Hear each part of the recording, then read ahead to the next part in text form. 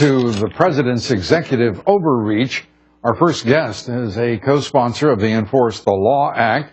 He is saying that we cannot allow the president or any president to ignore the constitutional limits of executive power. Are we doing precisely that? Joining us now is Congressman Bob Goodlatte. He is the chairman of the House Judiciary Committee. Congressman, it's great to have you with us. And I would just say to you first, you've just passed the Enforce the Law Act, and the president and the attorney general today in admonishing federal prosecutors not to prosecute drug offenders, or at least some of them, sort of thumbing their noses at the Congress here today, are they not? They are. They did it twice today, not only with the decision that's upcoming by the U.S. Sentencing Commission. The Attorney General announced, we think they're going to lower the penalties for a number of drug offenses, so we're going to start implementing that before they change the law. But the law says the Sentencing Commission makes this decision, and then there's a period of several months when the Congress has the opportunity to look at what the Sentencing Commission has done and say, yes, we agree with that, or no, we disagree. He's not even going to wait on that. He's going to put it into effect now, clearly usurping the authority of the Congress on that issue, and did the same thing today on the issue of the sequestration. The question of whether or not the sequestration, the cut, the 7% across-the-board cut, applies to Obamacare subsidies. First they said it didn't. It did. Now they say it doesn't. That's going to be a $500 million diversion that's going to have to be taken from other areas of the budget in order to do what the president wants to do, and he doesn't have the authority to do it under the law. Mr. Chairman, what you are describing is frankly an executive branch that is not involved in checks and balances in any way, making a decision unilaterally as to what will be in a law that was passed by the Congress, not worrying about the code, not worrying about the text, the intent, but straightforwardly deciding that the president will arbitrate and decide what the law is.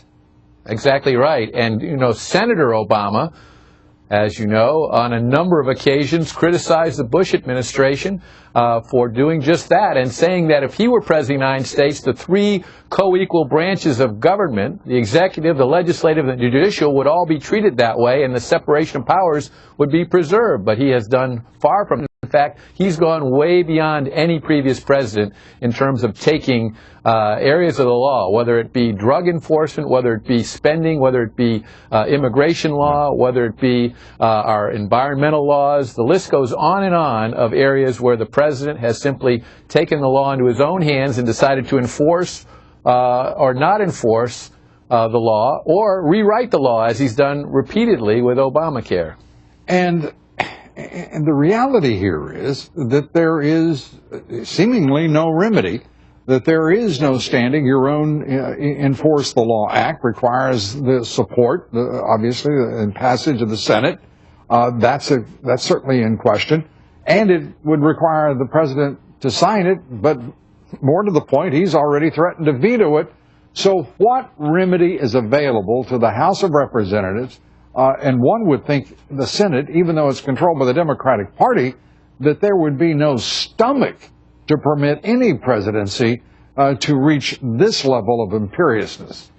Well, it's very disappointing that the Democrats in the Senate, and most of them in the House, won't stand up and protect the people's institution, the legislative branch of our government, which in Article 1 of the Constitution is empowered to write the law. The President in Article 2 is required to faithfully execute the law. And clearly that's not happening. But we saw a glimmer of hope in our hearings when a liberal supporter of Barack Obama voted for him.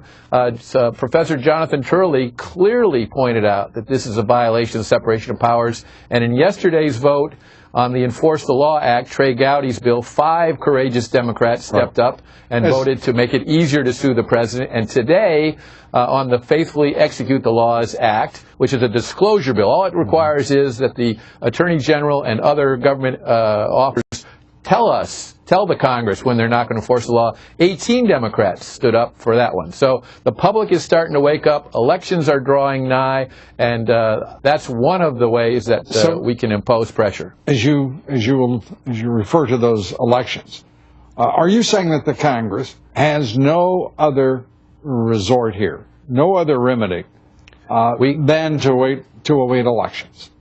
We can cut off funding. We can hold hearings. The Senate can hold up appointments, which they have done sometimes, and we can take the president to court. We've done that successfully under current law in a few cases, but in other cases we have found that the courts have said we don't want to get involved in those disputes. That we say they're political disputes. They're not political disputes. They're constitutional disputes about who has the power. Are we at a in a few cases we have done it, but we need more standing, and that's what these bills are designed to do. Mr. Chairman, are we headed straight into a constitutional crisis? Because frankly, a lot of the American people are getting sick to their stomachs of what they're witnessing here. Because this is a president who has said out loud and clearly that the purpose of his executive actions and orders are to avoid the Congress of the United States. No other president, to my knowledge, has ever said that as the reason for taking those actions. He said he has a pen and a cell phone. What we say is that we have the United States Constitution, and we want to make sure that we're going to make sure that the people's Constitution is protected. We're going to continue to pass legislation that moves us in that direction. We're going to continue to bring lawsuits when we think it's appropriate to do so. And we're going to win some of those, like we did with the recess appointments of the National Labor Relations Board employees. And we're winning the lawsuit requiring the Attorney General to turn over documents regarding the mishandling of Fast and Furious and possibly the cover-up of that as well. And we'll continue to bring those lawsuits as appropriate, but we need to have the courts exercise their responsibility in stepping in and deciding these cases when it's a clear dispute as to who has the power under the Constitution. And if they will do that, that will help as well. Congressman Bob Goodlatte, good to have you with us. Thank you, Lou.